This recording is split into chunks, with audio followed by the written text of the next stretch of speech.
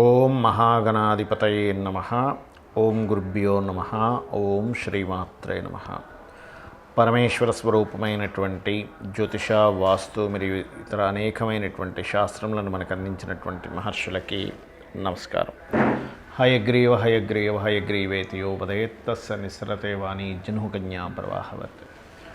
అరుణాం కరుణాతరంగితాక్షీం ధృతపాశాంకుశపుష్పబాణచాపాం అనిమాదిభిరావృతాం మయూకైః అహమిత్యేవ విభావయే భవానీం. శ్రీమాత్రే నమః. ప్రేక్షకులకి లలితాంబిక అమ్మవారి యొక్క అనుగ్రహం పరిపూర్ణంగా కలగాలని మనస్ఫూర్తిగా కోరుకుంటూ మనం ఈరోజు చెప్పుకోబోయేటువంటి అంశం ఏమిటి అంటే, గురువు మే 1వ తేదీ 2వ తేదీ మధ్యలో మారుతున్నాడు. 1వ తేదీ మారుతున్నాడు కరెక్ట్గా చెప్పాలంటే. అయితే 2వ తేదీ నుంచి దాని యొక్క ప్రభావం కనబడుతూ ఉంటుంది. వృషభ రాశిలోకి గురువు మారేటప్పుడు 12 లగ్నాల వారికి, లగ్నం తెలియనటువంటి వారు రాసుల వారికి ఏ విధంగా ఉండబోతుంది, ఏ విషయాల్లో చాలా బాగుంటుంది, ఏ విషయాల్లో జాగ్రత్తగా ఉండాలి అనేటువంటి విషయాన్ని ఇప్పుడు మనం తెలుసుకుందాం. అయితే ఇందులో కొంతమందికి జాతకం ఉండదు. జాతకం లేని వారు కూడా ఏం చూసుకోవాలి, ఏ విషయాల పట్ల జాగ్రత్త చూసుకుంటూ ఏ రెమెడీ చేసుకుంటే బాగుంటుంది అనేటువంటి విషయం కూడా నేను మీకు వివరిస్తాను. మీన లగ్నము, మీన రాశి, మీన లగ్న రాశి వారికి మీకు ఈ గురువు యొక్క సంచారం ఏదైతే ఉందో, బ్యాంకింగ్ ట్రాన్సాక్షన్స్ విషయంలోని ఏదైనా కొత్త విద్యలు నేర్చుకోవడానికి, రీసెర్చెస్ చేయడానికి, ఉన్నత విద్యల కోసం వేరే ఇతర దేశాలకు వెళ్ళడానికి, మరియు తండ్రి గురువుల యొక్క సపోర్ట్ రావడానికి ఈ యొక్క గురువు మరియు శని యొక్క ప్రభావం రెండు కూడా పూర్తిగా మీకు అనుకూలిస్తున్నాయి. కాకపోతే 3లో గురువు ఉన్నప్పుడు ప్రతిదీ కూడా మనం వివరించి చెప్పాల్సి వస్తుంది. అవతల వాళ్ళకి వివరించి చెప్తేనే అక్కడ బాండింగ్ బాగుంటుంది. బికాజ్ ఆఫ్ వివరణ ఇచ్చే స్థానంలో గురువు ఉన్నాడు. వివరణ స్థానంలో గురువు ఉన్నప్పుడు ఎంత వివరిస్తుంటే అంత బాగుంటుంది, గుర్తుపెట్టుకోండి. అలాగే మరొక విషయం ఏంటంటే, కుటుంబ అధిపతి, కుటుంబ స్థానంలో ఉండేటువంటి గ్రహము, ధన స్థానంలో ఉండేటువంటి గ్రహాల యొక్క స్థితి, ఇవి గురువు మీద ప్రభావం ఎలా ఉంటుంది, ఏమిటి, ఫైనాన్షియల్గా ఎట్లా ఉంటుంది ఏమిటి అని చెప్పి చూసుకున్నట్లయితే, కొంచెం ఫైనాన్స్ అనేటువంటిది ఫ్లో బాగానే ఉంటుంది. గురువు 3లో ఉన్నప్పుడు దాని గురించి టెన్షన్ పడాల్సిన అవసరం లేదు. ఎందుకంటే సహజంగా భాగ్యస్థానం ఎప్పుడైతే ఉందో నిలువదనాన్ని ఇస్తాడు, కొంచెం సేవింగ్ చేసుకోవడానికి యోగాన్ని ఇస్తాడు ఇక్కడ. కాకపోతే ఇక్కడ ఏంటంటే 12లో శని భగవానుడు ఉన్నందుకు ఏలినాడు శని ప్రారంభమై సంవత్సరంన్నర పైన అవుతుంది కాబట్టి, ఇక్కడ సంవత్సరంన్నర దగ్గరలోకి వస్తుంది కాబట్టి, మీరు ఇన్వెస్ట్మెంట్స్ విషయంలో మాత్రం ఇంకో సంవత్సరం వరకు 1కి 4 సార్లు చూస్ చేయండి. తొందరపాటు పడి ఏదో ఇన్వెస్ట్మెంట్ చేసేయడం ఇట్లాంటివి చేయకండి దయచేసి. కాబట్టి ఈ యొక్క విషయాల్లో చాలా జాగ్రత్త వహించండి. మరియు మరొక విషయం ఏంటంటే, ఈ కాంబినేషన్ ఏదైతే ఉందో, ఈ యొక్క గురువుకి సంబంధించినటువంటిది 3వ స్థానంలో ఉన్నందుకు లీగల్గా మీరు ఏదైతే అగ్రిమెంట్స్ రాసుకుంటారో, లీగల్గా మీరు ఏదైనా సంతకం పెడతారో, ఈ యొక్క అంశాలలో చాలా జాగ్రత్తగా ఉండండి. అయితే మీకు లగ్నంలో రాహు ఉన్నందుకు సర్వసాధారణంగా ఏంటంటే, ఇప్పుడున్న గోచార గ్రహాలలో తెలియని ఒక ఇమాజినేషన్, ఇది ఇలా అయిపోతుందేమో, అలా అయిపోద్దామో, నేను ఇక్కడ ఈ జాగ్రత్త తీసుకోవాలేమో, లేకపోతే నా పరిస్థితి ఇంకో రకంగా మారుతుందేమో అనేటువంటి విషయాల్లో కాస్త ఎక్కువగా ఇబ్బంది పడుతూ ఉంటారు. కాబట్టి ఈ యొక్క విషయంలో కొంత జాగ్రత్త వహించాలి. మరియు 7వ స్థానంలో కేతు ఉన్నందుకు గుర్తుపెట్టుకోండి, 7వ కేతు అనేటువంటిది పర్టికులర్గా లీగల్ ఇష్యూస్ విషయంలో కొంత జాగ్రత్తగా ఉండడము, ఎవరినైనా వివాహ సంబంధించిన విషయంలో ఎంపిక చేసుకునేటువంటి అంశాలలో కాస్త జాగ్రత్త వహించడము అనేటువంటిది ఖచ్చితంగా చేయాలి. మరియు వీటితో పాటు పర్టికులర్గా ఏంటంటే, ఈ వివాహ జీవితం సంబంధించిన విషయము, వివాహ విషయంలో ఎంపిక మాత్రమే కాకుండా పార్ట్నర్షిప్స్ ఎంపిక విషయంలో కూడా చాలా జాగ్రత్తగా ఉండాలి. గతంలో ఏమైనా సరే మీ జీవిత భాగస్వామితో కావచ్చు, మీ పార్ట్నర్స్తో కావచ్చు ఉన్నటువంటి మిస్అండర్స్టాండింగ్స్ అనేటువంటివి ఎప్పుడైతే ఈ గురువు యొక్క దృష్టి 7వం మీద పడుతుందో, ఇది ఖచ్చితంగా మీకు ఈ యొక్క ఇబ్బంది అనేటువంటిది పూర్తిగా తగ్గేలా చేస్తుంది. సో మీరు ఏం చేస్తారంటే, కాస్త నువ్వులు దానంగా ఇవ్వడము, ఉలవలు దానంగా ఇవ్వడము, గ్రాసము, బెల్లము గోవుకు తినిపించడము, ఇన్వెస్ట్మెంట్స్ విషయంలో జాగ్రత్తగా చూసుకుంటే అన్ని విధాలా బాగుంటుంది.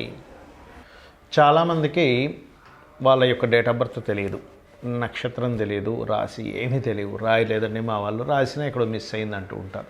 అటువంటి వారికి మరి ఈ గురుగ్రహం మార్పు వల్ల ఎటువంటి పరిహారాలు చేసుకోవాలి, ఎటువంటి పరిహారాలు చేసుకుంటే మీకు బాగుంటుందో చెప్తాను.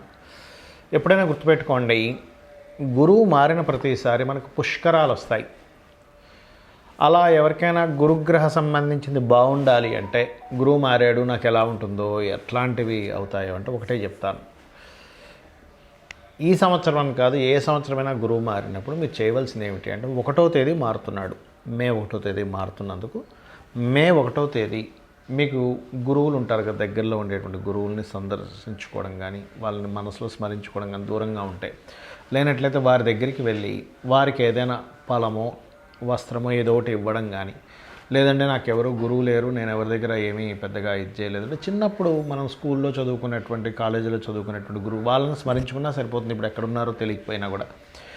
వీటితో పాటు దత్తాత్రేయుడిని, దక్షిణామూర్తి యొక్క స్తోత్రాలు చేయండి ఆ గురువు మారే రోజు. లేదండి నాకు పుష్కరం, ఎక్కడైతే పుష్కరాలు జరిగితే వెళ్ళేటువంటి ఆస్కారం నాకు ఉంది అని అనుకుంటే కనుక ఖచ్చితంగా పుష్కర స్నానం చేయండి. పుష్కర స్నానం చేసినప్పుడు గురువు అనుగ్రహం బ్రహ్మాండంగా కలుగుతుంది, గుర్తుపెట్టుకోండి. అట్లాగే మరొక విషయం ఏంటంటే, పర్టికులర్గా వృషభ రాశిలో ఉండేటువంటి గురువు ఒక రకంగా చెప్పాలంటే ఫైనాన్షియల్ గ్రోత్ని ఇస్తాడు ఎంతో కొంత, కాకపోతే ప్రెజర్తో కూడిస్తాడు. అయితే ఇంకా బాగా మీకు ఫైనాన్షియల్గా ఇంకా బాగా రాణించాలి, ఎందుకంటే కొంతమంది జాతకాల్లో గురువే పాపే అవుతాడు.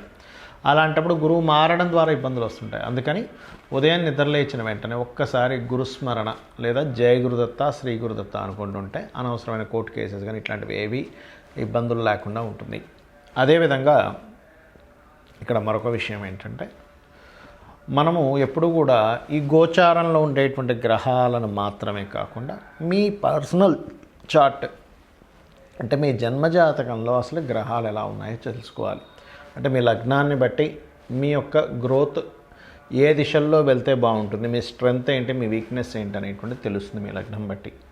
అదేవిధంగా ఇప్పుడు గోచారంలో తిరిగే గ్రహాలు ఒక ఎత్తు అయితే, అసలు మీ పర్సనల్ చార్ట్లో ధనాధిపతి ఎవరయ్యారు, ధనాన్ని ఇచ్చే కారకుడు ఎవరయ్యారు, ఏ మార్గంలో మీకు డబ్బులు ఉన్నాయనేటువంటిది మీ ధనాధిపతి చెప్తాడు. మీ ప్రయత్నాధిపతి అంటే థర్డ్ లార్డ్, మీ సిబ్లింగ్స్ లార్డ్ అంటే మీ సిబ్లింగ్స్తో ఎలా ఉంటుంది, మీకు తోబుట్టువులతో బాగుంటుందా, లేకపోతే వాళ్ళకి పూర్వజన్మల్లో మీరు చేసినటువంటి కర్మల ద్వారా వాళ్ళకి మీరు చేయవలసి వస్తుందా, లేకపోతే వాళ్ళ ద్వారా మీరు ఇబ్బంది పడవలసి వస్తుందా, లేకపోతే వాళ్ళ ద్వారా మీకు సపోర్ట్ ఉంటుందా అనేటువంటి దాన్ని బట్టి మీరు దానికి రెమెడీ కూడా చేసుకోవచ్చు. అదేవిధంగా మీరు ఏ దిశలో నివసిస్తే బాగుంటుంది, ఏ విద్య అభ్యసిస్తే బాగుంటుంది, సంతాన అభివృద్ధికి ఏం చేయాలి, కొంతమందికి సంతానం కలగదు, సంతానం కలగాలంటే ఏం చేయాలి, మరి కొంతమందికి వివాహం అవ్వదు.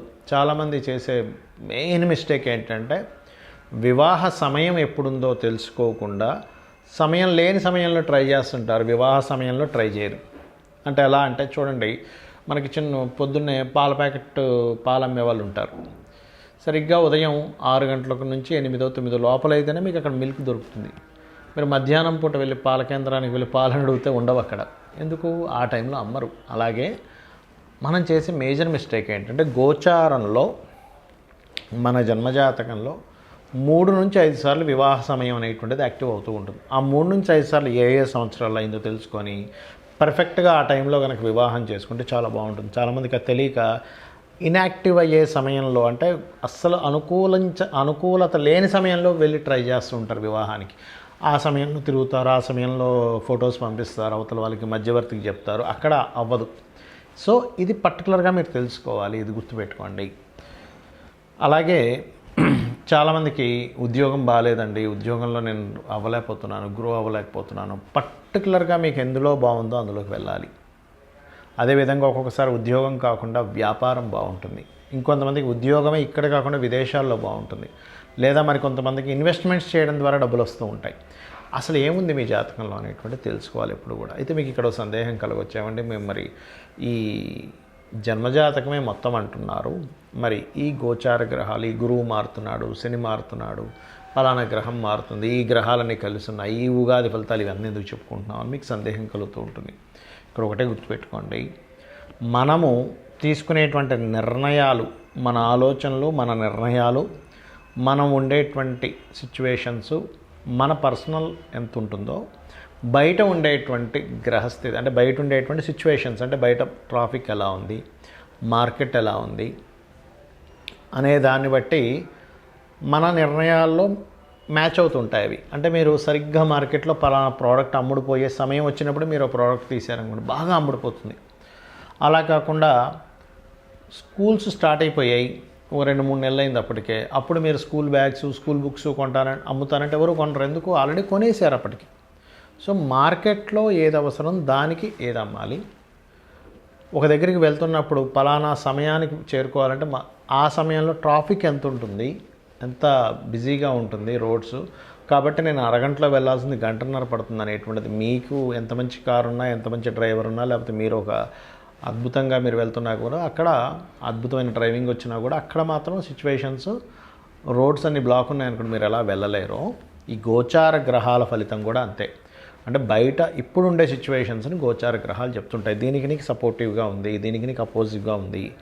సో అందుకని మనం చెప్పుకుంటూ ఉంటాం. కాబట్టి ఇవన్నీ ఒక ఎత్తు అయితే, నేను అమ్మవారిని నమ్ముకుంటున్నాను, అమ్మవారే నాకు ప్రతిదీ అమ్మవారే అని చెప్పి మనస్ఫూర్తిగా ఎవరైతే మీరు అమ్మవారిని నమ్ముకుంటూ అమ్మవారికి చెప్పుకుంటూ ఒక మనిషి పక్కన ఉన్నట్టుగానే మీరు ఎప్పుడైతే మీ జీవితాన్ని ప్రారంభిస్తారో, ఈ గ్రహాలు కానివ్వండి, దశలు కానివ్వండి, వాస్తు కానివ్వండి, ఇవన్నీ కూడా మీ మీద ప్రభావం చాలా కించిత్ మాత్రమే ప్రభావం చూపిస్తారు, అసలు చూపించవు చెప్పాలంటే. ఎందుకంటే అంతా సర్వం అమ్మవారే.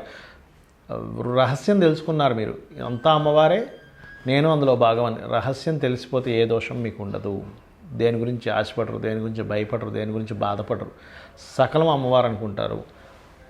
అది అంత ఈజీగా రాదు, బట్ జర్నీలో వస్తుంది.